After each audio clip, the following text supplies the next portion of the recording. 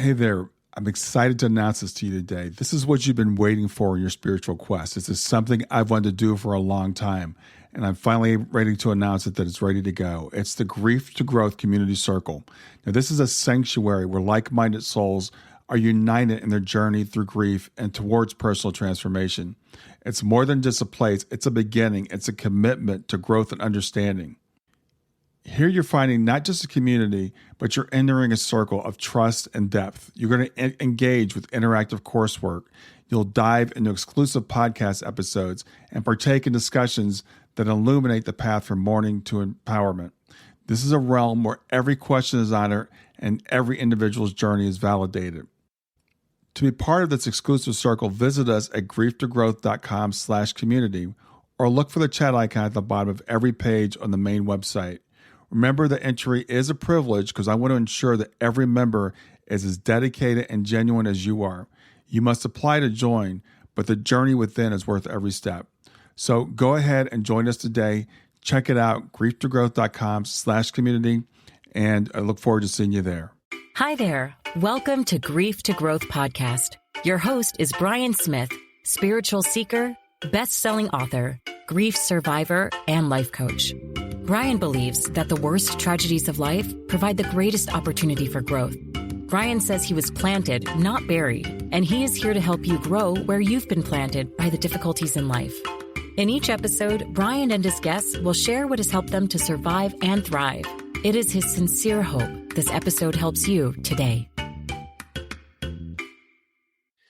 Hey, everybody, this is Brian Smith. I'm back with another episode of Grief to Growth, and I've got with me today Steve Weber and his partner, Katherine Plant. And Steve and Kathy are the co-authors of the book, The Place Between Here and Now, or Here and There, I should say, Here and There. And I'm going to read a short bio or short introduction, and then we're just going to have a conversation about their experiences. Stephen Weber is a technology project manager, and Katherine Plant is a childcare worker and reiki practitioner. And they live in Northport, Long Island, New York, with their precious pups, Marius, a Rottweiler, and Bandit, an Australian Shepherd. They both have 22-year-old daughters that attend university in Connecticut. Steve and Kathy host successful workshops in The Place Between Here and There, which is their book, as I said earlier, accompanied by music and meditation. In their spare time, they enjoy hiking the many beautiful parks in Long Island, doing yoga, running, and cooking. They also enjoy sharing their spiritual enthusiasm by helping kirtans, full moon ceremonies, sound healings, and guided meditations with friends. Steve and Kathy love to hear from the readers and are thrilled to answer all correspondence. So after this, I'll give you information on how you can contact them. So with that, I want to welcome you to Grief to Growth, Steve and Kathy. Thank you so much. We really appreciate you sharing your time and your audience with us. Thank you. Yeah. Well, it's great to have you here. I know just a little bit about your story, so I want to give you a chance to start wherever you like and tell me about how the book came about. Very well. Is that I've been a Harley rider all my life. From very young age, I was riding motorcycles, and been a part of my life. And I was driving out east on Eastern Long Island. We live in Long Island, and the Eastern is more of a rural community. So I would occasionally drive out there, have some barbecue, and drive back Sunday afternoon. And the traffic was backed up for miles. People were driving on the shoulder to make a right-hand turn in the road ahead. Mm-hmm. And very foolishly, I did the same thing. And when I got to the intersection, a truck coming in the opposite direction made a left-hand turn and T-boned me on my motorcycle. And the lights went out. I mean, I was out. The next things I knew is that I was flying through the air in a helicopter to a trauma center. I recognized it from the air right away. It was Stony Brook Hospital, one of the premier trauma centers in the United States. I just happened, dumb luck, that I live nearby, mm-hmm. and the helicopter could land nearby because there was a school. It was a rural area, and wow, I was gravely injured. My spine was broken. I had grave internal injuries. They were immediately life-threatening. I had to operate several times. My hip was shattered. It's so many injuries. It's like an autopsy report. Yeah. It's amazing. The things that they did at Stony Brook Hospital is just they did everything right, but it wasn't just the machines. It was the people, it was the nurses, it was the caring. People really cared. And I mean, that's what I learned later on. That's one of the most important lessons you learn in when having these types of experiences. And so I lay in the hospital for 3 weeks in a coma, and that's the way I appeared to the rest of the world. But in myself, I was in a place I call the place between here and there. Mm-hmm. And the overall, it's kind of like purgatory, the way I'm a Catholic and the way they kind of taught us what purgatory was. But it's not a place of punishment. It's a place of knowledge and enlightenment and preparing you for completing your journey into spirit. And it was there. I was in this place between here and there, and I was being prepared for the afterlife. And that's the start of our story. Yeah. And when did this happen, Steve? This happened in, I guess, 2016, 4 years ago. Oh, wow. Okay. So this is pretty recent. Okay. Yeah. It's, it was, you know, on so many levels, it's that you would think that it was a terrible thing that happened to me. But by far, it was the best thing that ever happened to me. I wouldn't go back and change a moment of it, but it took me a long time to realize it. When I say I was in a place between here and there, is that it was centered on 3 important scenes that were taken from my life, where I learned very important lessons, and I was actually tested on that knowledge. The first place was a work-like setting. And here was, this is where I was taught what I call the language of the universe, or what I later learned to be syncing with the Akashic record. That means sharing all of your knowledge with the all that is, and downloading all the wisdom of the universe that will help you make this transit into spirit. The next thing that happened to me is I had a life review, and I reviewed my entire life from forward to back many times, learning each time and growing spiritually and feeling such a sense of bliss each time I reviewed my life. And I just saw so many things in my experiences that really brought me just beautiful, beautiful enlightenment. Mm-hmm. And then finally, I was tested on my knowledge. And this was a test that I failed. And this test was to determine whether or not I would continue in spirit or return back to earth to have continued human incarnations. So that was the whole setting in the place between here and there. Mm-hmm. And one of the first things that so first I was taught the language of the universe. I was taught certain wisdom that I was going to be using. But it wasn't that I was in school that somebody sat down and said, okay, Stevie, now it's time to learn this and blah, blah, blah. No, it wasn't like that. Mm-hmm. It was to see things and feel things. So my internal teacher could see these things and learn them and to help me understand those things. So this is a perfect example of one of the first lessons I learned, is that I learned how to see spirit in people. Okay. And so the way I was first introduced to this is that I saw people from my life, people who I knew I saw every day. Everything looked fine. We're in a work-like setting. Then I saw people who I hadn't seen in 20 and 30 years, and they looked just like I remember them. They haven't changed, although many years have passed. And then as time went on, things started to change. I started to see people who I knew as teenagers. I might see them as elderly people, or people who I knew as elderly. I might see them as kids, or I might see people, men as women and women as men, and all different types of nationalities and ethnicities. And in the end, I was still able to recognize that part about each and every person that is unique to them, regardless of what shape or form they took. Mm-hmm. And that's when I realized that I was seeing spirit, That's what I was being taught. That was the first lesson, to be able to see spirit. And this was, you were taught in the first place you said you went to, the kind of the, where you were going to the Akashic records and doing okay. And so that went on for quite a while. Mm-hmm. I was taught different things. Like, for instance, once I could see spirit and I could feel spirit, all of a sudden I noticed everything around me had spirit. It wasn't just people. It was plants. It was animals. Everything had spirit. And that spirit was all common. And I began to realize that we are all connected. We are all connected. We are all part of one consciousness, all of us. Very similar to like cells in a body, how each cell has its own life. It lives, it dies, it reproduces, it has its own life. But all those cells together make up us. And we have a consciousness. All of those cells don't know of us and our consciousness. And that's what we are. Each of our spirits together, we are all part of the same, the whole. And that's the Holy Spirit.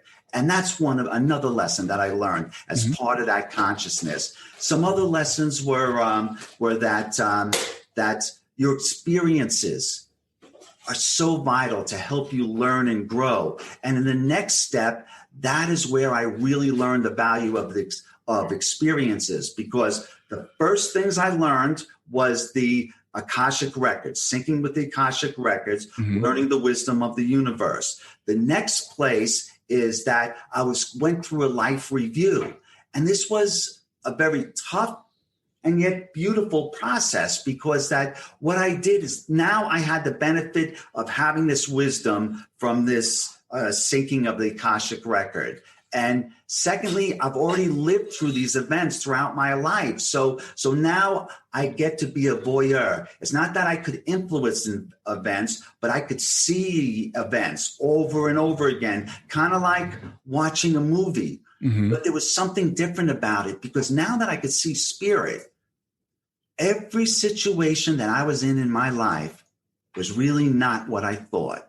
Because now I could see why everybody was there. They were for different reasons. And there was a physical reason, like maybe we had a fight in a school yard, so everybody from school, after school, wants to watch it. So that might be the physical reason why they're there. But once I could see spirit, there was a spiritual reason there, a lesson learned, or something that had to play out within their own life path. And so now I began to realize so many of those experiences that I had that I thought were one thing really was another thing. And there was so much more to it, because now I could feel what the other people were feeling. And so now, after learning all throughout my life, seeing it all over again, I learned so many more things. And I was more blissful at the end than when I started. And one of the first things I learned there is that some of the worst experiences in my life, some of the most heart-wrenching things, were some of those experiences that brought me the most bliss when I was doing my life review. Really? Okay. All of a sudden, you have all this stuff hanging over you. You have all this hate and animosity towards yourself as well as others. Now, all of a sudden, all those things start to make sense, because you start to see other people's perspectives and why people are on different paths, and you see things differently. And now when I understood those horrible events and they washed away with the wisdom of the meaning of it, all of a sudden it was like, wow, it was beautiful. It really was, because that you don't feel, hate and animosity is something that's so difficult to carry around with you every day, to project that on all of the people, most of the time, people you love. And likewise, to be able to receive that from yourself and for others, all that's gone. And that brings bliss.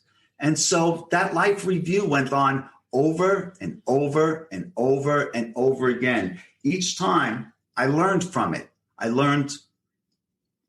It was beautiful. I knew it was going to be a tough day every time it started it. But by the end, wow, I wasn't in a rush. But you get addicted to the bliss because it really is. It's just, wow. It's a great, great, great, great feeling. And that went on for so many times because the need, as long as I kept on learning, was in that situation. Very similar to the first place. The first place where I was learning the Akashic record, being synced with the Akashic record and learning the wisdom of the universe. I stayed there as long as I was learning. Once I stopped learning, then I did my life review. When I stopped learning from my life review, then I went to the next phase of this beautiful journey. Yeah. And that's the first place I was in the place between here and there, where I shared my wisdom, received, and then I did my life reviews. So when you transferred from here to there, was there a feeling of leaving your body? Did you go through any, or did you find yourself there? What did you think was going on? Did you know you were dead? Stay with us. We'll be right back. Hey there, something I want to tell you about today. My podcast platform, Buzzsprout, has recently made it easier for me to allow you to support me financially. Go to www.grieftogrowth.com/subscribe. That's grief2growth.com/subscribe. And once you're there, you can sign up to support me financially. Now, you can do it for as little as $3 a month, or of course, as much as you'd like. If you do that, you'll get access to bonus episodes, and you'll see those in the regular feed. They'll have a lock on them.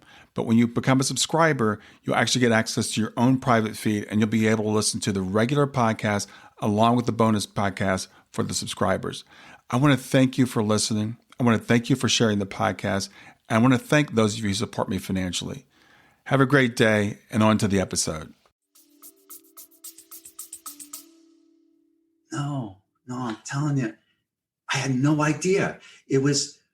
Everything was so rooted in my life. I didn't know anything. I didn't even know, although when I was injured, I knew I was in an accident. But when I was here, I didn't know I was in an accident because there was nothing wrong with me. I was just like, I don't know. It's just like, I don't know why I didn't think of it. And it's not like I forgot it, but it just didn't occur to me. I don't know. It was just like a continuation of my life. Yeah. And I know a lot of people talk about like walking down or going to a tunnel or seeing a light or things like that. I didn't experience any of that. I was on my motorcycle, and the next moment I was in work and I was dealing with the situation. And then I started to see the spirit and stuff. It was just like 1 second, this was the next second. That was it. And was there any perception of time? I mean, you said that you went through these things over and over and over again. How did it feel time-wise? Okay, time is kind of cool there in the sense that there isn't like a sun rising or a sun setting in the way that it does here. And it wasn't that there's clocks ticking like what is time? It's like water boiling on the stove is like you turn on the heat, it takes a while, then it boils, or you have appointments in the future. It isn't like that there. It's that the real measure of time is how much you've learned, the experiences you've gone through. Because you could always think back as like, oh, way back when is that I thought this. But then all these things happen and I experience these things, and now I've grown and now my awareness is here. Wow, I went through a whole lot. That gives you the impression of time. Okay. It's what has happened to you. If you don't do anything, which wasn't the case, I would imagine it would go so slow, like nothing would happen. It's like really the as much as you learn and grow, that's where the time brings you. Okay. And as you were going through, like, for example, the reviews, were there guides with you? Or was it you on your own? How did that work? Not at this time, but no, that comes into play later on. But no, it was all a solitary thing. Okay. The syncing with the record and the life review, I was being prepared for the next important step. Okay. And that was to be tested on my knowledge. And so that was the second place I was in. And so I was tested on my knowledge, but I didn't know at the time anything to do with the test. And this is stuff that after thinking about it and experiencing certain things that now I realize it was a test. But at the time, I had no idea. I had no idea that I was on the verge of life and death, and that I was being transitioned to be in spirit. Mm-hmm. And I would have been in spirit if it wasn't for all these machines and the caring. But other than that, my body thought I was dying. And so I was being prepared for spirit. And so that was the first place. Now the second place, I'm being tested. And that's tested. What I mean is that if you think about the ascension of your spirit after you pass, is that are you going to continue in spirit?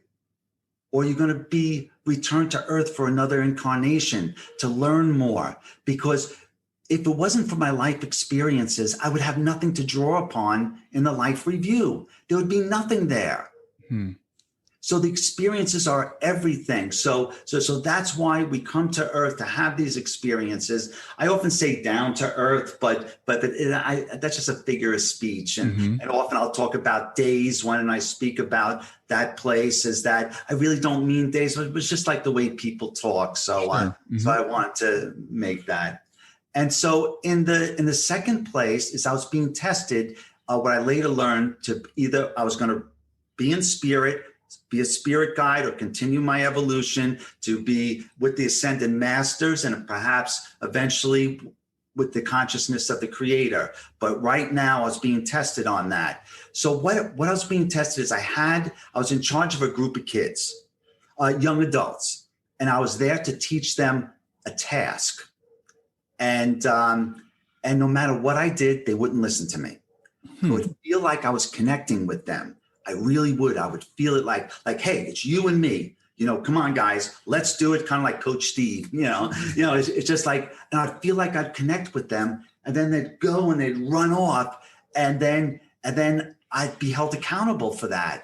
And I was just trying, and I tried every bit of little manipulating tactics I know. I tried bribing them. I tried one team against the other team. Like I tried all these little inspirational tactics I know from sports or from work or from other things, when you're trying to get a team together, nothing worked. And then finally I was at my wit's end. I went back to the person who was in charge of me.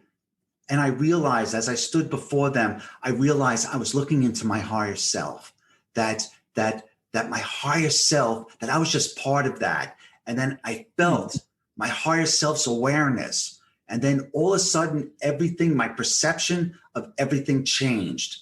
As I realized is that I wasn't there to prepare those kids to do a task. That really, those were spirits who have yet to have a human incarnation, and I was there to prepare them for their first human incarnation. That's what I failed at, because that I didn't see them as spirits. I was taught how to see spirit, and the first chance I get, I only see them as dopey kids who wouldn't listen. And then I tried to manipulate them instead of seeing their spirit and understanding and making that connection. And that is where I failed at.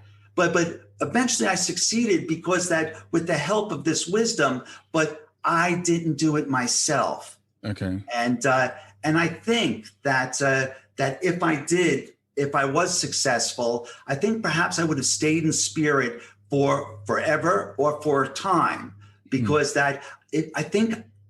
if that was the case, I think I was going to be a spirit guide. That's what, that was the next step in my spiritual evolution for those who are in physical incarnation. But I wasn't ready, because that I didn't see it. And then, but there was something very interesting in that place, is that there was a lady there who was always praying. And I didn't understand it, because I wasn't a spiritual person. I kind of looked like prayer. Kind of like I did it because, we pray before we eat, I did. It wasn't like, I don't know, but I was feeling from this lady's prayers is that I couldn't hear her prayers, but I felt such a love and such an energy that it drove me, and some of the challenges that I was there, I couldn't hear her words, but her energy through her prayers that's what helped driving me. And that's something I learned a little bit later what the significance of that is. And then finally, that was the end of that place. As soon as I was successful in helping the kids transition to their next spiritual phase, to have their human incarnation, now I was at the final place before I eventually returned back to my physical state of mind and being. Yeah. Okay. So, when you were going through this test, were you aware that it was a test, or? Stay with us. We'll be right back. Hi there. I'm really excited to tell you about my latest ebook. It's 4 lessons that you can learn from the near-death experience without going through all the trouble of dying to learn them. I've been studying NDEs for several years now. I am completely convinced that not only are they 100% real, but that there's some very universal wisdom that we can get from the near-death experience. And I've distilled that down in this book into 4 short lessons. And I've also given you all the reasons why I believe that NDEs are absolutely real. So go to www.grieftogrowth.com/NDE lessons to pick it up for free. www.grieftogrowth.com/NDE lessons. I hope you enjoy it. No, I wasn't. And even at the end of it, I wasn't aware it was a test. I thought I was just doing tasks. And at this time, I mean, you would think that I would think at this point that Stevie, you're not in Kansas anymore. Like I would expect, no, it just didn't occur to me. I don't know why. Yeah. It wasn't until the very end that it occurred to me that something's going on here. Mm-hmm. And it wasn't until the very end, and that's where we are right now. In this experience. So you were sent back at some point. So tell me about how that happened. I'm sorry, I'm not sure I understand your question. Well, you were sent back from that place. You said yes. So you're back here. So how did that? Tell me how that transition happened. So true. Okay. So then I live in a town on Long Island, Mm-hmm. It's a very small community, but it's an old fashioned community. Like everyone knows each other. And at the end of every day, half the town goes to the water to watch the sunset. We call it the Bluff. And some people drink coffee. Other people drink out of red Solo cups and stuff. And they watch the sunset. So when I was in that place, I had a similar scene that I did over and over again with 2 old friends of mine, Joe and John. They were old Kings Parkers. That's the town I live in. Mm-hmm. And they were in their 80s. And we would drink coffee and would watch the sunset at the end of every day when I was there. I used the term day, we talked about just very loosely. And this went over and over many times over again. And it wasn't. And then finally, I thought to myself, it's Joe and John are both dead. How could they be here? Hmm. And that was what was it. And so it kept on going over and over again, seeing them and watching the sunset. And I wanted to ask them why they were here. Mm-hmm. And it was I was starting to feel like an anxiety for the first time, because I was feeling like something big was going to happen soon. And as each time I saw them, I don't know why I didn't want to ask them. I'm thinking in my own mind, I'm just starting to think this. I'm not 100% sure, mm-hmm. but I'm starting to think, because perhaps I was very blissful at this point, and perhaps I was concerned that maybe the bliss would stop, like it wasn't allowed. I don't know. These are all things that I just don't know. And it was all in my mind. Nobody said anything. It's all in the universe according to Stevie. I don't know. But so then finally I felt if I didn't ask them now, I would never get this opportunity ever again. Mm-hmm. And so I finally asked them what they were doing here. And they said, they're here to make sure I'm all right. And that kind of echoed in my mind, because I didn't feel like anything was wrong with me. Because I felt fine. But this whole experience was very odd. And so it was all getting to me at the same time. And And then as we watched the sun set, just got brighter and brighter and brighter. And then when I couldn't stand it, I closed my eyes. When I opened my eyes again, I was in my hospital room, and my mom was there, and she was telling me that I was in an awful accident, and that was me returning back to my physical state. But it wasn't until I started to recover. I couldn't walk. I was in a very, very, very bad state. That my spine was broken. I had all these pins and screws in my hip, and I've been out for three weeks. I was a pretty beefy guy before. Now I look, like Kathy says, a plucked chicken. I wasn't too good. But then I started to, through my rehabilitation, I had such a drive to get better that I'd often feel this energy. And it was then I realized Joe broke his neck when he was a kid at the Bluff. And he had his back fused the whole time is in his life, and would walk around kind of like Frankenstein. He was a funny guy. He made a lot of fun with it. He was a good soul. Mm-hmm. And then John, he was a diabetic, and his leg got all infected, and he died from that, when he was an older person. Yeah. And I had problems with my back. I had a broken back, and my leg was in pieces. And it wasn't then I realized that they were there to be my spirit guides, to help me through going through this process, because that I didn't have them in my ear saying, Stevie, come on, work harder, Stevie, no. But I felt their energy, same way as I felt the energy of the lady praying, is that I felt their energy and I felt their wisdom by having the same experiences. And that's what they meant, that I would see you later, that they were here to make sure that I was okay. Yeah. Now it made sense. And but that lady, I remember that lady now, because that lady, now I could see spirit, and now I'm awake and I'm starting to come to my senses again. Mm-hmm. I know who that lady was. It was my dear friend Kathy. Oh, okay. I knew it. This lady right here, my Kathy, my co-author, is that we were just friends at that time, but she was always a little kooky.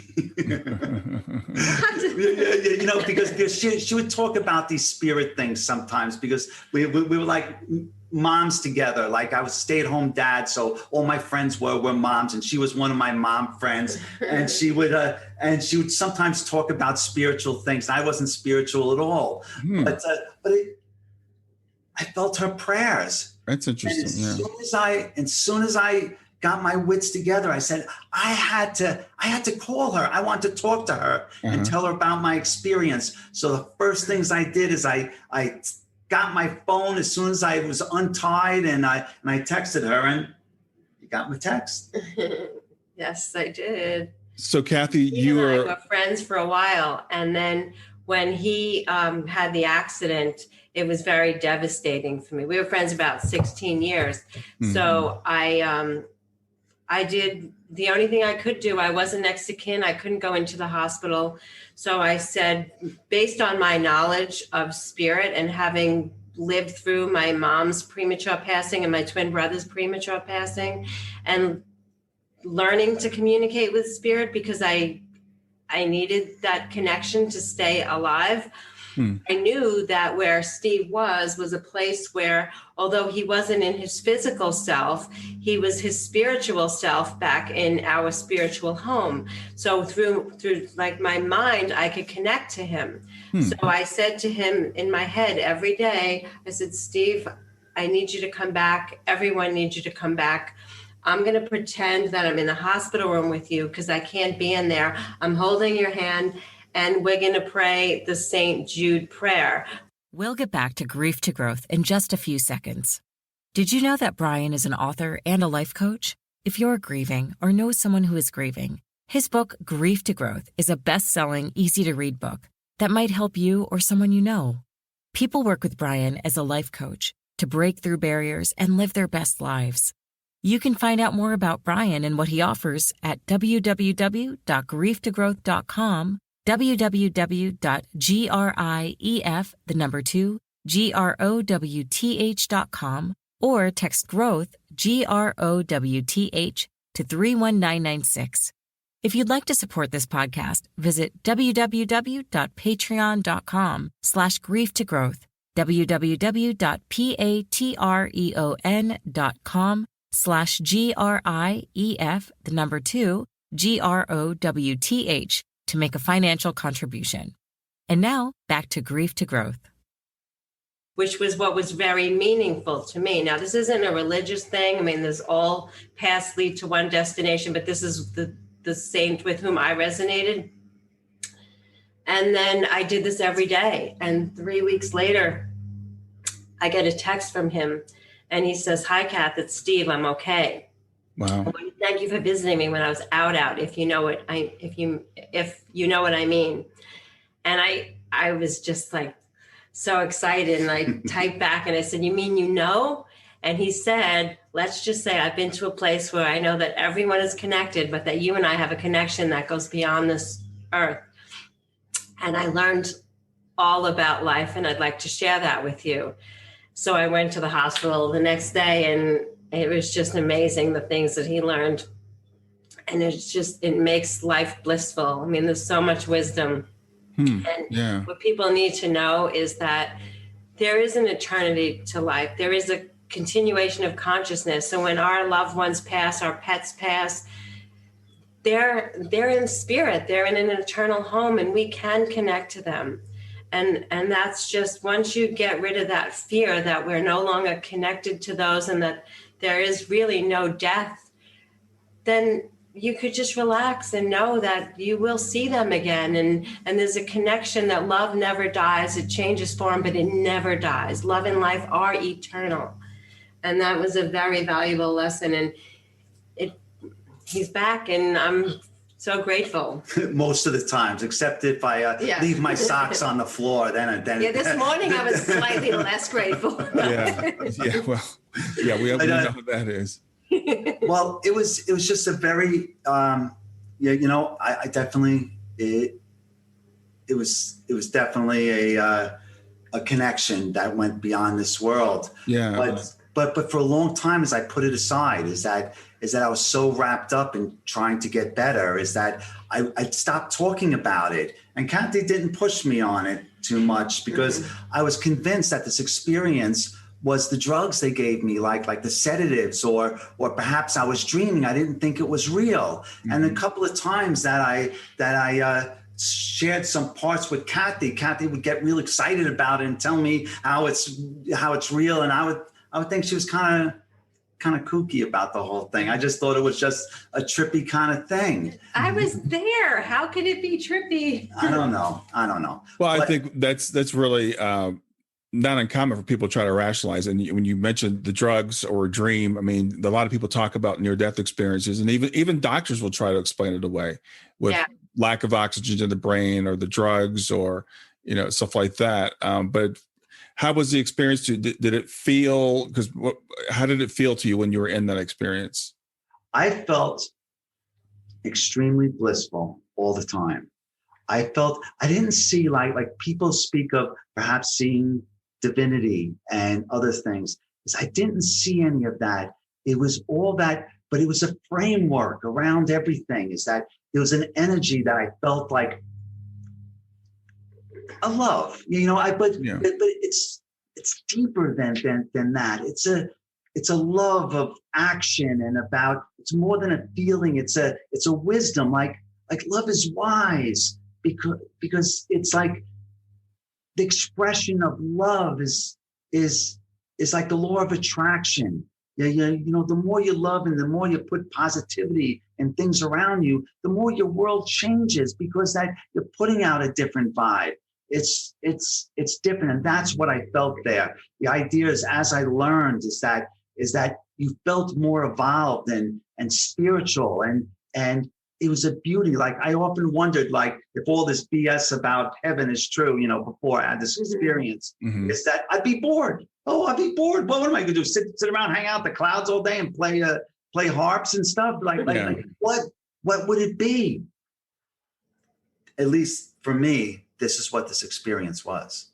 So earlier you said this was kind of like purgatory. So kind of like an in-between place. Do you think this is heaven, or is this like a place that leads to heaven, or how would you put that?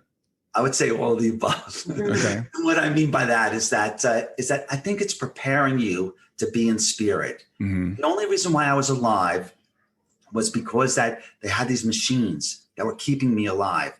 And in the past, you wouldn't have access to this type of medical care because did they work these miracles, even putting my leg back together? I could walk now. Mm-hmm. And they work these miracles. But it's more than enable you to survive. It's that my brain wasn't damaged. Like I still have my cognitive abilities. And so in the past, that was very rare. I believe that going forward, more and more people will have these types of experiences because of these medical procedures and advances and the availability of this type of care. But there's a doctor, I think his last name is Parnow. I should know that better by now. But he's a cardiac surgeon over at Stony Brook Hospital, where they had the surgery for me. And I never met him, but I saw him on a podcast where he was discussing a book. And he was saying that the idea of these life-saving medical technologies is going to bring more of these types of experiences that people talk about. And really, we are missing a very, very big component as a society that we really need to begin to document this information, but from a medical standpoint, just as a part of you're documenting your history, what did you experience as a part of like the outpatient procedure? So I thought, I thought that to be, it made a lot of sense to me that it was the machines that kept me going. Yeah. And one of the reasons I asked you that question, I've talked to several people that have had near-death experiences, and my working theory is that it is kind of a place in between. And a lot of times in near-death experience, we'll hear about a barrier, for example. People will say, I knew there was a place I couldn't go beyond. There was a wall, there was a gate, there was a river I couldn't cross or something. So it seems to be like it might be an in-between kind of preparatory place. And maybe even, as you said, maybe a place of decision. And I've never quite heard it put the way you did. It's kind of like, well, I either come back to this physical life, I come back reincarnated, or maybe I move forward to being a spirit guide or something. It's the first time I've heard someone put it that way. It took a long time to adjust to that. Mm-hmm. Because I wasn't a spiritual person at all, and Kathy had a lot to do with it. And then is that I was well into my rehabilitation. Kathy was there all the time, and she was like Sergeant Slaughter and Mother Teresa. Sometimes she'd beat on me, other times she would just be kind and supportive. And I had Joey and John as my spear. I felt their energy. Life was moving on. I was starting to feel really good about things. Mm-hmm. And then my 20-year-old son died of a drug overdose. Sorry. Heroin overdose. Yeah. This kid was the light of my life. Yeah. I was a stay-at-home dad. I mean, that's how I knew Kathy and all the other moms. And he was a musician. He played Jimi Hendrix like Jimi Hendrix. He played Mozart like Mozart on the piano, and he played the saxophone like Dizzy Gillespie played the horn. He was great. Wow. And he was a championship wrestler, New York State champion. He was on a scholarship. He was just, all these wonderful things. And it just happened so fast, it was devastating. I got into this funk and I just couldn't shake it. And Kathy, I'd go on these walks with Kathy, and I really wouldn't talk. I just liked being in her presence, and I felt a certain energy. And I began to think about things a little bit more about the place between here and there. And I wasn't sharing it a lot with her, but it was just, wow. So I'm sorry to interrupt you. When did this happen? This happened, the accident was in 2015, okay. And I lost my son in 2016. Oh, okay. So you were probably still recovering, I would think, physically at that point. Yes, I was still, and Kathy was helping me all along the way through. Okay. experience. And it was just such a difficult experience. I kept on thinking to myself, was it me? How did I screw up? I was a biker. I'd like to drink beer and ride my Harley, eat hot wings and stuff. But I was a fully involved parent. I mean, I was my son and my daughter would often tell me, why can't I do parent things and leave them alone? Like I was always in their hair. I was always involved.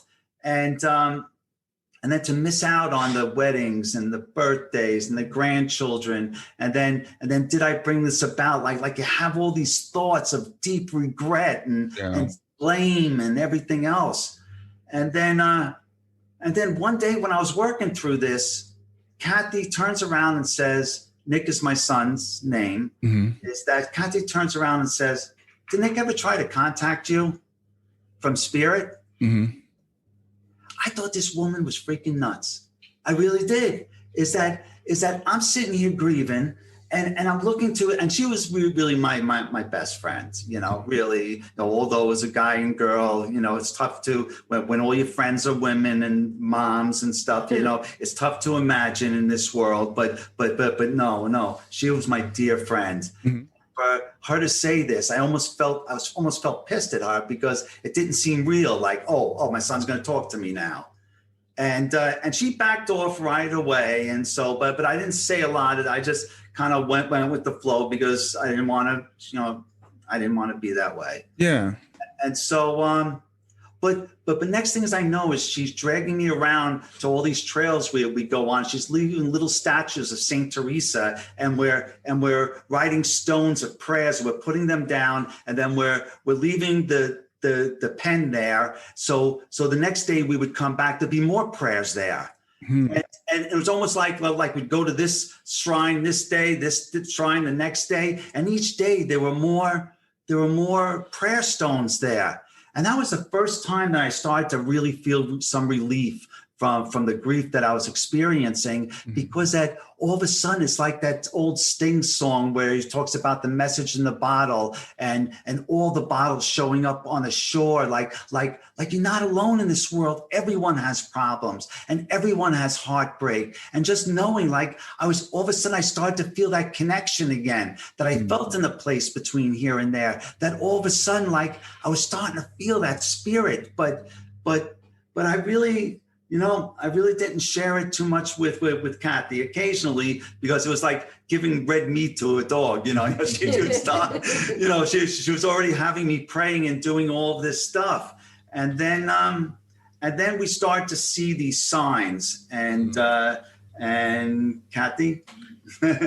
Well, he was very hesitant to believe me that there was an ability to communicate with spirit, which made me just shocked, because we communicated when he was in spirit. Yeah.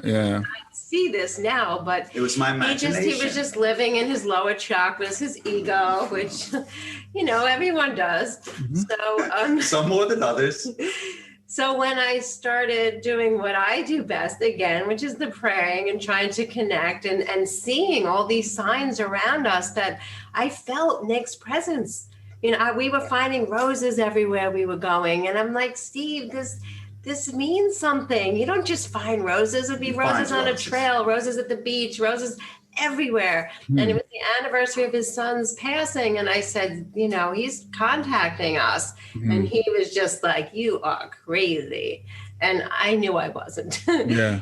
So it wasn't until his cousin went to visit a very well-known local psychic. And the psychic, she went to go contact her grandmother, but Nick was like, I'm taking this opportunity to go through the psychic to give a message.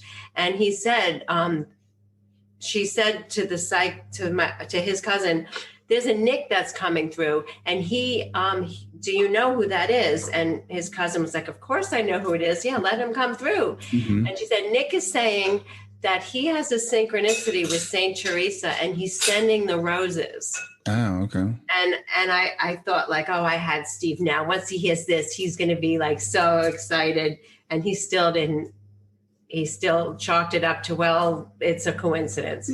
And I know. It sounds kind of, in hindsight, it sounds like I should have known, like I should have known in that place, but it was too hokey pokey for me. I'm still to terms with things. I'm a computer guy, so 2 + 2 = 4. Yeah. Else.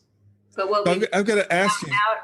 I just have to say one thing. When we later found out, and this was the aha moment, was that Nick and Saint Teresa shared a birthday.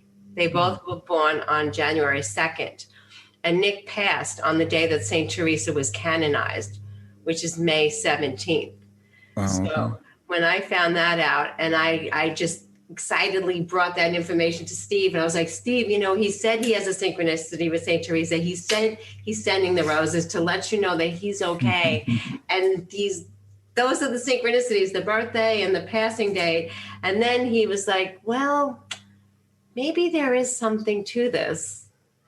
So he finally was starting to see the connection. And once that aha moment happened and he opened his awareness to all of that, then the signs started coming left and right. I mean, ever since then, he is just a sign machine. Like, we are connecting with this loved one, that one love, this saint, that angel, Saint Michael. There is just this magic that once you open that spiritual door and you allow that beauty, that connection. I mean, the veil gets thinner when you make that realization. And then you get signs not only from your loved ones, but you get signs on how to live your life.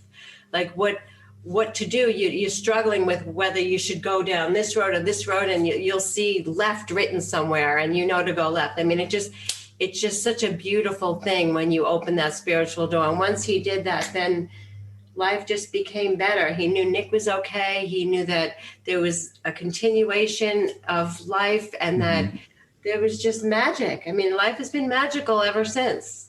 Well, it was really the aha moment was an aha moment for opening the doors to think about it a little bit more. Is that, and it wasn't like just an epiphany. It was a process. Now, like Kathy says, is once I started to think about it, and then I started to think that maybe Nick is in the place where I was, and he was feeling the things that I was feeling, that if that place is real and Nick is feeling those things, that he's all right. He's happy. He's learning. He's growing. He's realizing his true self, his higher self in this world, in this universe. And that brought me peace. And now that understanding actually brought my son back to me, because that anytime I thought of my son, up until that point, I thought of him passing, especially dying of a heroin overdose, and just me not knowing, and my responsibility and everything else is that all of a sudden is that no, he's okay. We're all going to be okay. We're all going to be together. And this isn't the end. And that he's feeling that bliss. And now I got him back, because now I don't think about the circumstances of his death. I think about all the happy times and him holding the trophies over his head, or him playing the saxophone and people like stopping in the street and looking at him, or just all these things. I got that back by giving up the grief. Because grief's a process, at least for me. Grief is a process, but it wasn't until I was able to give that up that I got the memory of my son back. And that's what I wanted second. I want my son back, number one. But if not that, is I want the happiness when I thought of him back. And as soon as I was able to understand that life is eternal, that place is real, and that he's going on to his beautiful higher self and the rest of his spiritual existence, that wow, it's okay. Yeah. So it sounds to me that so you had this experience, and you, up until your Nick's passing, maybe even, you didn't think it was real, right? You didn't really put together the meaning to it. Did you just chalk it up to a dream or hallucination, or? Well, both of those things. But really, I was so preoccupied with getting better. Yeah. That was like, I woke up every morning in pain. I was excited because it was a great opportunity for improvement. I would say that all the time to Kathy, and I started to go to yoga. And every time I couldn't do something, I would be like, wow, what a great opportunity for improvement. And that's kind of like the attitude I think I felt from my spirit guides, Joe and John.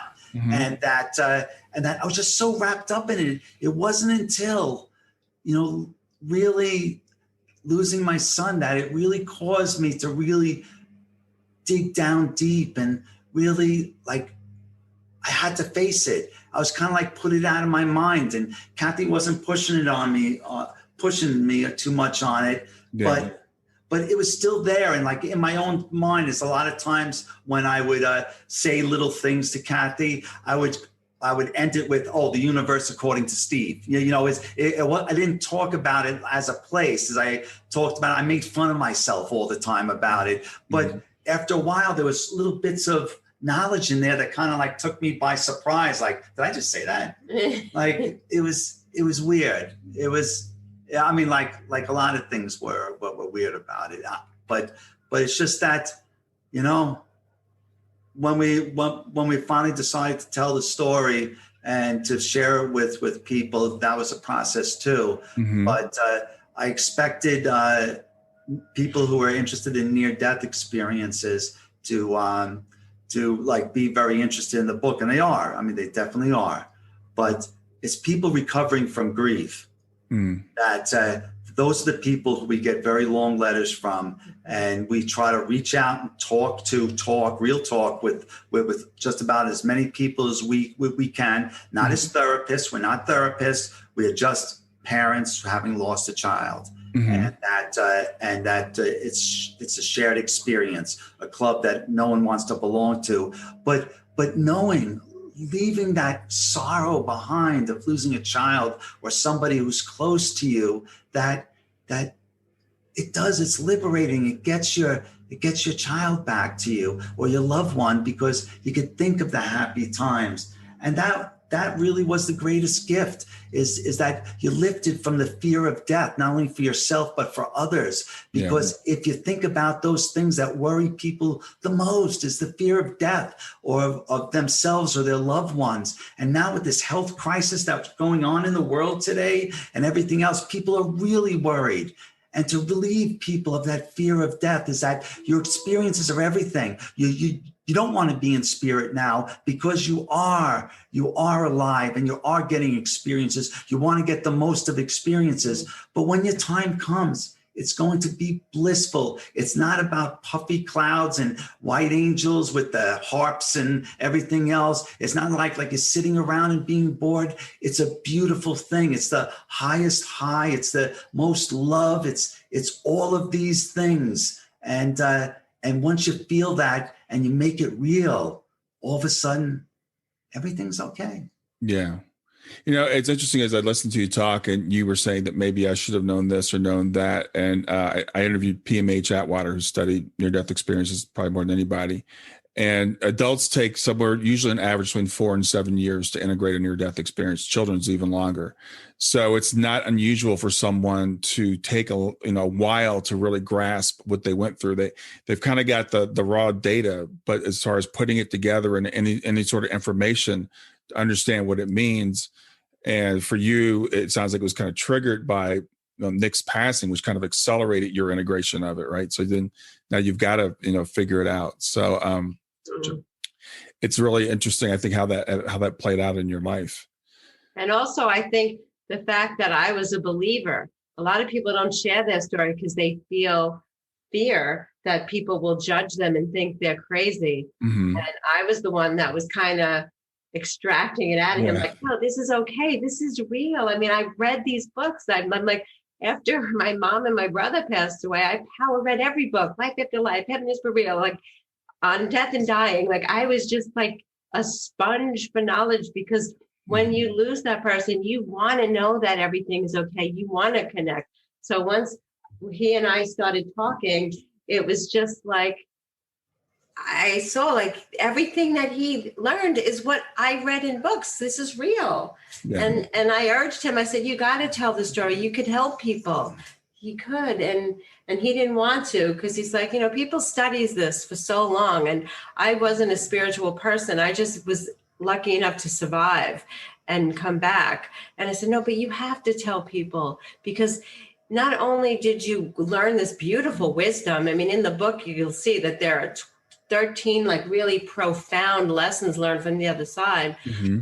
After losing your son and still being able to feel bliss because you know where he is. I mean, that's like, that needs to be shared. People need to know this, because everyone grieves terribly.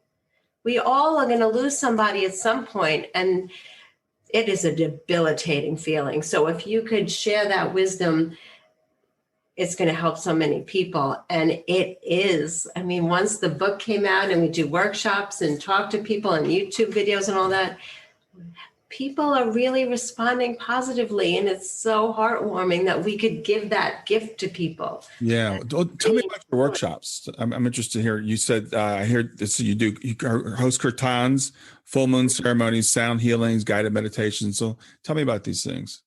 All of those are just for our friends. We have people over our house all the time. Oh, okay.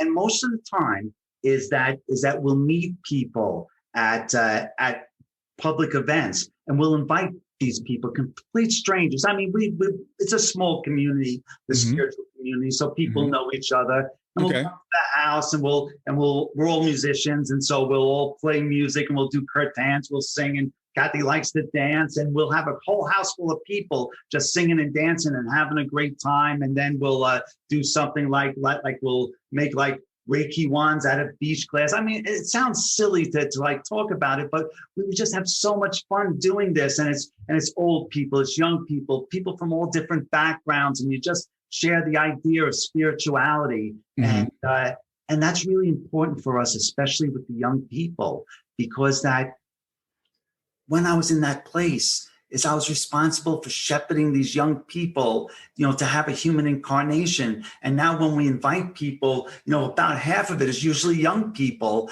that I want them to know, like if I was to be able to share one experience that I learned from that place that's made the most difference in my life, is that ethics and spirituality are an asset in your life now. They aren't a hindrance. A lot of times people think like ethics and spirituality is a hindrance. Like if you're an ethical person, oh, you're leaving money on the table. Oh, you could have got that. You could have got that. But no, when you bring ethics to your work, it's the law of attraction. You begin to not only send great vibes into the universe, but you start to surround yourself and with events that are very positive. You create your own reality by the way you behave. It's the law of attraction. And so the ethics are key to that. And then also the ability to use the spirit in your everyday work. You can use, everyone has intuition, though that part of you, which you can feel the energy in people, to use that in your everyday life. Like if you're in a business meeting, instead of seeing the kids as kids, see the spirit in people. And so when I'm in a business meeting, is I try to connect with everyone's spirit to find out why they are there. What's the motivating? What's the physical reason? But what's the spiritual reason? And over time, as I get better at this, but now I create an environment that's collaborative as opposed to dog eat dog. And then the whole benefit to everybody and you as a person, as a spirit, is so much raised because of the ethics and the spirituality. And so this is the message that we try to send to the kids when we're with them, and that you could be spiritual, but you don't have to be poor. Or not have assets, or not have, you can be that. You just have to make those intelligent choices to really be able to make a difference in this world, to realize that the spirit is good, ethics is good. Those are assets in your life. And so that's a very long answer to a short question. But we do workshops. We do. You asked about the workshop. Right. Mm-hmm. And we've been doing them locally, where we talk about the book, we discuss it, we have a question and answer session, we do a sound healing, we do a little crystal crystal reading and an angel card reading, just to make it fun. And it's been very well received. We've gone to yoga centers, we've gone to the historical societies, and we were branching out. And then the health crisis hit us, so we kind of took a seat back for a little while. But we have bookings in other states and stuff coming up, and we've done a couple of Zoom kind of things. So we're just trying to bring forth that message to everyone, because when, we're all individual consciousnesses on earth, but collectively we have a consciousness. So not only should we work on our own consciousness, but as we do that, we raise the collective. Mm-hmm. So we want to share this gift with everybody and just bring this earth to a higher awareness, so that we can transcend what's negative and fearful and anxiety produced in this world, and just bring everyone to a higher level of consciousness. Really, by being positive and sharing it with other people. You ever work for a boss who's a real and like everybody on the team is really upset and backbiting, and there's like a negativity. That's the energy that someone puts out. He has authority as well, but that's the energy, as opposed to the environment where people are very happy and they're all working together and life is good. That's because they're putting out that energy. In the same way, in that environment, if you put out that energy into the world, it's going to come back to you, but it's going to spread. Other people are going to take that in their life, and then they're going to bring that energy to people in their life and world. Mm-hmm. And especially now, because people are afraid, to be able to give that comfort by living that positive life. It's not about book reading. It's not about just on Sundays you'll be spiritual. Mm-hmm. It's about every day, and that's an asset. It's beautiful. We have a good time. We every once in a while we'll have some drinks, and we just live life, and we're going to get every experience we can. I'm going to go skydiving. I'm going to ride the back of Fu Manchu, the bull, for 10 seconds. I'm going to do everything I can to get as much experience. And Kathy's going to make it her job to stop me and make sure. Yeah, really. Keep I'm on a motorcycle. Yeah. Do you still ride? Are you riding motorcycles anymore? No. I no, but it is a big part of my life. And Kathy and I, we talk about this. It's still in discussion. Yeah, but it's not in discussion. Let's leave it at that. But I do love riding horses, and that's tends to fill that void. Because I just love horses. They're beautiful spirit animals, and our friend who had horses has moved away. But we're going to find something after this health crisis is over with. We're going to find another barn, and we're going to go horseback riding, because that is a lot of fun too. And it also helps in the recovery, because it's about stabilizing your back and making small adjustments. And so, so we're looking forward to that as well. Well, it's really interesting talking to you, Steve, because I can as I hear you tell your story, and you're big evangelist for this now, and I can hear you saying how you've transformed, and I kind of look at Kathy, and I kind of wonder if Kathy's your spirit guide here in the flesh, to be there to kind of pull you along and say, okay, you had this experience. Here's what you experienced. I get a little push once in a while. Well, she, like I said, and she punches like a man, so I really have to watch out with her. But I think you're right too, because that but I think it's like a two-way street, because she's very much but I bring other things to, and that's why I think like writing this book is that the two of us, I think it's like a meant to be. Obviously, it's a meant to be, but we complement each other so well on so many levels, and so she did provide that. But also I gave the realness to a lot of things she thought about, and right. I'm more she's more a school person. I'm a more out and doing person, and the two of us together, we help each other grow. Yeah. Well, you've got the experience to kind of push the flesh on the bones. I'm a person that studied a lot of this stuff too. I think similar to you, Kathy, but I haven't had any of these experiences. So for me, it's all a matter of hearing or reading what someone else else has done. And I think you're right. The two of you together bring that. And the other thing, Steve, is people talk about the near-death experience. One of the outcomes of a near-death experience is people become transformed. They become like a different person. And I'm just gathering from having this hour-long conversation with you that you're a different person than you were 4 or 5 years ago.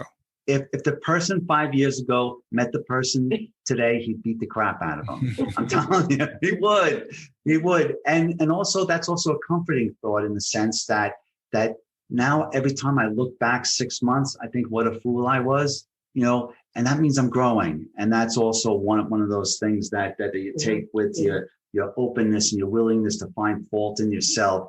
It's a little tougher when Kathy points the things out to me, but especially when I find them in myself, the growth is good and it feels good.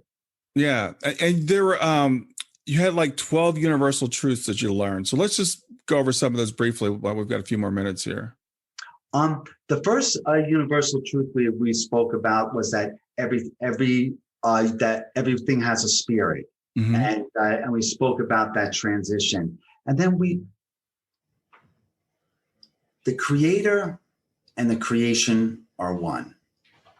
Okay. And that's just what I felt. And I know other people feel differently, but it's what I felt when I was there is that we talked about cells in your body is that I think that's why we are here in human incarnation, is because just as I was preparing those kids to have a human incarnation, is that your spirit has always been here for eternity and it will always be here forever. It's part of the universe. But your spirit grows and develops through different incarnations over a period of time.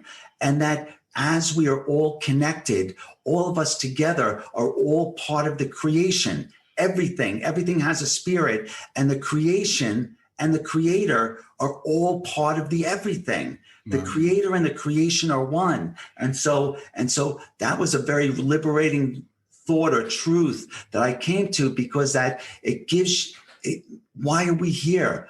As we grow and develop our group consciousness, the creator and the creation consciousness grows. This is why there are so many of us, and that's why we're in spirit, why we have these trials and tribulations, why the earth is perfect the way it is, because it's not a perfect place. It is this place to learn and to grow. So the idea that the creator and the creation are one is another point.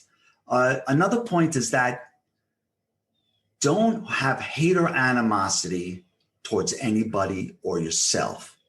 Not because you're such a highly evolved person and like, oh, I'm so wonderful, I don't judge anybody. No, because that's the way it is, because that's the truth. Is because when I was going through my life review, is that the worst experiences in my life were the ones I learned the most from and the ones that I felt the most bliss from. And so everyone is on their life path. And so if people do bad to you, is that don't allow them to do it. Don't be a Pollyanna and say, oh, what's going to be, well, what's be. I mean, that might be your life path, so be it. Right. But don't let people do bad to you. When bad happens, let it go. Don't carry it with you. Let it go, because that, in the same way, the grief blocks your ability to have those happy memories. These other things cause blockages. When you hate someone or yourself, or you have anger towards yourself or somebody else, it stops you from finding the real meaning in your experiences. So experiences are everything. That's our reason for being here. So don't have hate or animosity towards anyone who brings you those bad experiences. Yeah, those are extremely important lessons. And, we experience them, I guess, uniquely. You got some through the near-death experience, but they're kind of universal for people to have near-death experiences. They come back and they tell us these things, that we're all one, that everything is good, everything's going to be fine at this experience. And I think it's really important, especially as we're going through the trying times we're going through right now. We're recording this for anybody that might be listening in the future. This is the end of November 2020. We were just joking before. You're kind of writing this year off. This is like the worst year ever for everybody. Perfect opportunity for growth. But it's a perfect opportunity for growth. And it's a time where a lot of people are having to sit down and be quiet and get still, by force, right? So it's a chance for us to really take a deep look within and to realize that this too can be used for good. Yes, absolutely. It would be a shame to go through all this and not to get value and wisdom out of it. Yeah, and exactly. And, with the passing of your son, that's something that we share. And I work with an organization called Helping Parents Heal. And, all of our, we're all parents who have lost children. So, and I love the way you said that. It'd be a shame not to use this. It's like, it's not anything any of us would wish. You said, you'd rather have your son back. I'd rather have my daughter back. But since this has happened, we need to use this for good. It's an opportunity for growth. Well, if there's any opportunity for us to, if there's something that we could participate in some way to help your mission with the parents. Yeah, definitely. We'll talk. Yeah, I would love to have you guys be part of the group. Yeah, it's a great organization. My daughter passed away 5 years ago. I've been in Helping Parents Heal for 4 years. And so anybody's listening, my regular listeners hear me talk about it all the time, but it's a great organization, volunteer organization for parents who have lost children because I said the word lost. We don't lose our children, but for parents whose children have transitioned, we get together and we support each other because it's so devastating, as you were saying, Kathy, losing anybody. But especially when you have a child transition, it just seems that it's so out of order. So your book, I think, can help people. And it's great because I think people that are going through grief should study near-death experiences. There's so many lessons in near-death experiences, and people who study near-death experiences can actually get some of the benefits from it. So I think your book is perfect because you've got both aspects in it. You've got the passing of your son, and you've got the experiences you had before that, and how those two kind of tied together in your life. And it also makes you think that, it does make me think that is very purposeful. I don't believe that things are destined to happen. I think that there are likely outcomes, but the fact that I had this near-death experience and this spiritual awakening, and then the loss of my son, and then the real spiritual awakening, that if it wasn't for the near-death experience, I don't know. I don't think I would have, I would have reacted a lot differently, because there's a lot of times, even now, the gentleman who sold my son the drugs was held responsible for his actions. And people will often say, "Oh, don't you wish that guy was executed, or these horrible things were to be happening to him?" And I tell him, no, I want him to have life. I want him to understand what he's done. I want him to have children. I want him to take care of the kids and feel the love. I want him to take his kid to wrestling and teach him how to play guitar, and to watch him get married and have the kids, and to make something out of this terrible thing. I don't have hate or animosity towards you. And it's part of that like is so liberating, is that to be free from that. I can never go back. I can't. Yeah. And that's a great perspective to have. As you said, if we're cells in the body, then we shouldn't be hating on each other, right? Because we're all part of the same body. So true. Yeah. And you're only taken away from yourself in the here and now too, as well as whatever may come afterwards. Yeah, absolutely. Well, one bit of advice to people who are opening a new spiritual door. I like to explain it like a gym membership. Like, someone will read our book and they'll feel bliss for like a month because it's so helpful, but then that wanes. So we have to look at this like spirituality is a gym membership. You got to keep going back, read the book, join a group, do yoga, do meditation, watch inspiring YouTube videos. Really keep that going, because once you do that, more spiritual instances come to you. You meet the right people. You find yourself in a higher alignment, and then you're just vibrating at a high level, and all this wonder comes to you. So just keep at it. Like, don't just stop, keep going. Yeah. Really, really hone that spiritual practice, just like you would do anything, like education or, your physical body. You have to weed the garden. You let it get away from you, it'll be a mess in a short time. Yeah. I think that's excellent advice. Thank you, Kathy.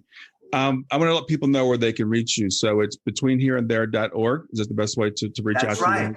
We have Facebook, YouTube, and then our email address is info@betweenhereandthere.org. And if you have anything you want to share or reach out to us in any way, just send us an email, and we'll get in contact with you, either through email or texting, or we'll give you a call. You know what? We're all in this life together, and as long as we can help each other, it's good. It's good. When I help other people, you feel it, even when things aren't going well in your life, you to reach out to that. It's a wonderful thing. Yeah, absolutely. Well, I want to tell you, I want to give you guys a chance to say anything, any final words you might have. And you imparted so much wisdom. I'm not sure what you have left, but go ahead. Thank you. If I were to just leave you with two Steve-isms. Okay, sure. Is that life is good and people are good, even when very sad things happen. And try to think about that and meditate on that and think about how could that be so, how that could be so, and how that is so, and that life is good and people are good, even when very sad things happen. And that's really what that whole experience taught me, and everything that's happened since, because that it is. And the other thing that I want to say is that our experiences are everything. They are. And just make the most out of life. A lot of times when spiritual people are going down the spiritual path, all of a sudden they stop living life and they want to go on the mountain and ohm all day. And cool, if that's your life path, but experience life. That's why you're here. Great. Thank you. Kathy, anything you want to add? Yeah, I would just like to say that we're here to love. All the ascended masters said the same thing, whether it was Buddha or Jesus. The purpose of life is to learn to receive love and to give love. Mm. And if we could all just really think about that and live from our heart center and spread that out, that would make the world a better place. So I just want to share that. And I just really also want to stress that when people contact us, we do want to help. Like, they don't feel that we're putting us off. We get so many messages. We answer every single one. We've had face-to-face meetings with people if they're local and they're just grieving. We don't want anyone to suffer. So if there's anything we could do, just please reach out, either on Facebook, on YouTube, just email. Just please don't suffer. Thank you. To help. Thank you. That's very generous. It's very generous of what you guys offer, and I really appreciate what you're doing. It's been great getting to meet both of you guys and have this conversation. And we love you, and thank you so much for your message and bringing this peace to people through your message and through our shared experience and losing a child and still being able to put one foot in front of the other and help other people heal. I feel your energy, and Kathy and I, we both love you, and we want to encourage you, and we're glad to be into this spirit and into this life with you and your wife and all the people that's part of your life. Well, great. Thank you. It's been really great meeting you guys. Well, I hope you enjoyed the episode. I want to make it really easy for you to reach me. So just send me a text to 31996 and simply text the word growth, GROWTH. In fact, you can right now just say, "Hey Siri," send a message to 31996, and when Siri asks you what you want to send, just say growth. You can do the same thing with OK Google. Thanks a lot. Have a wonderful day. Thanks for listening to Grief to Growth. Brian hopes that you find this episode helpful and will come back for future episodes. Brian's best-selling book, Grief to Growth, Planted Not Buried, is a great resource for anyone who is coping with grief or knows someone who is. If you enjoy the podcast and would like to support it, there are 3 things you can do to help. The first is to share the podcast with someone that you think it will help. The second is to go to iTunes, rate, and review the episode. The third way you can support the podcast is by becoming a patron. Head over to www.patreon.com/grief2growth. That's patreon.com/grief, the number 2, growth, and sign up to make a small monthly donation. Patrons get access to exclusive bonus content and knowledge that you are helping to spread the message of grief to growth. For more about Brian and Grief to Growth, visit www.grief2growth.com. Hi there. I hope you enjoyed this latest episode of the podcast, and I'd love to hear your thoughts. What questions came up for you? What did you like about it? What didn't you like about it? I invite you to visit us at grieftogrowth.circle.so. That's grief, the number 2, growth.circle.so to continue the conversation with me and with other listeners. It's a space to sound off, to share reactions, and to go deeper into the topics from the show. I look forward to chatting more, and I hope to see you there.